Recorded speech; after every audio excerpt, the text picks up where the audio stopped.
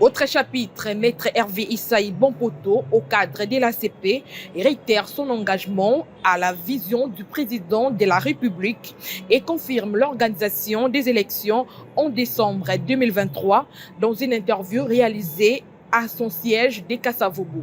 Girassa Bongo signe ses reportages.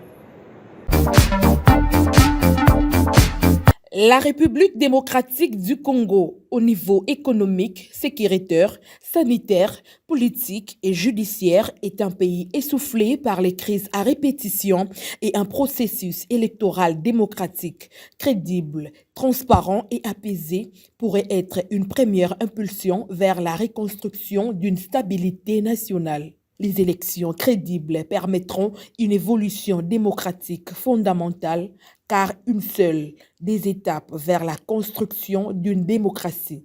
À cet effet, Maître Hervé Issaï, au cadre de l'ACP, confirme l'organisation des élections en décembre 2023 et appelle la population congolaise à faire confiance au chef de l'État, Félix Antoine Tshisekedi Tshilombo.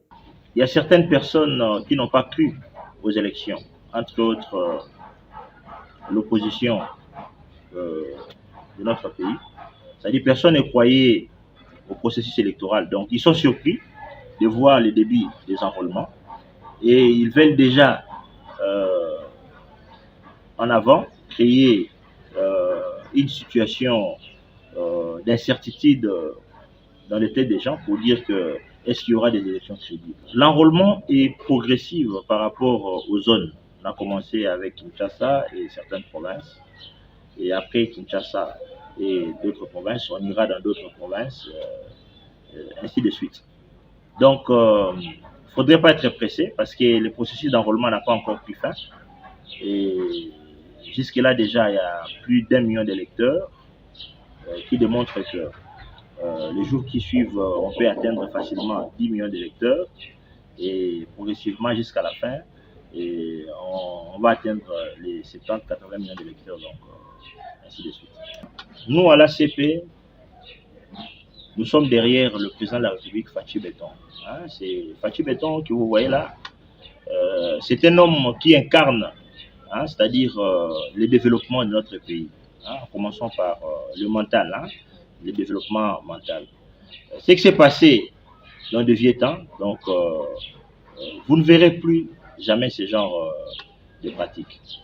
Je crois que faisons juste confiance à la CENI, qui fait bien son travail jusque-là, et voyons comment la CENI va nous amener à l'organisation des bonnes élections, et faisons confiance au président de la République qui incarne la bonne gouvernance, et je crois que personne ne sera déçu pour ces scrutins électoraux. Ne mettons pas les sentiments d'hostilité avant, parce qu'il y a certaines personnes qui ont l'hostilité dès leur naissance. Ces messieurs-là ne peuvent jamais changer. C'est-à-dire, le bien, il voit en mal. Quelqu'un qui voit toujours le bien en mal, même si vous faites le mal, il verra ça en bien. Donc, on ne peut pas suivre la clameur publique, on ne peut pas suivre les sentiments de certaines personnes. Le train est en train d'avancer. Nous demandons à tout le monde d'embarquer parce que ceux qui seront en retard, ils vont subir les conséquences de leurs actes. Donc, le train avance, la CENI évolue, nous attendons les élections. La RDC est enviée par ses voisins et la communauté internationale impose à cette dernière une guerre injuste, a renchérit-il. Nos frères de l'Est, depuis l'entrée de l'AFDEL, ils sont en train de vivre une situation d'injustice internationale. Je dis une injustice internationale, pourquoi? Parce que Dieu a tellement béni l'Est de la République du Congo et que cette richesse-là a attiré beaucoup de convoitises de nos voisins. Au lieu que ça termine seulement par nos voisins, il y a encore les structures internationales. Lorsque je parle des structures internationales, je vois les institutions internationales, les multinationales, les fabricants de cellulaires et consorts, qui ne veulent pas le développement du pays. Au lieu d'accompagner l'RDC vers le développement, ils veulent nous voler. En nous volant, ils créent la désolation, ils sèment la terreur. On nous impose une guerre injuste. Injuste.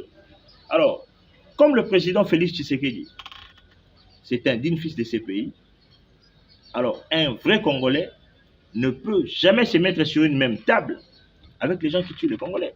C'est injuste. Raison pour laquelle vous voyez que cette détermination de changer les choses définitivement et non pas provisoirement à l'Est, en accordant aucun bénéfice, aucun gain à nos adversaires, vous voyez tout ça. Donc, il y a l'implication aujourd'hui des armées étrangères qui nous combattent injustement. Il y a cette complicité-là que nous ne comprenons pas jusqu'à présent. Donc, nous prions Dieu que le Congo entre les mains des Congolais, parce que là, aujourd'hui, nous vivons les testaments qui nous a légué le Sphinx de Limité, à son dernier discours qu'on était à Triomphal.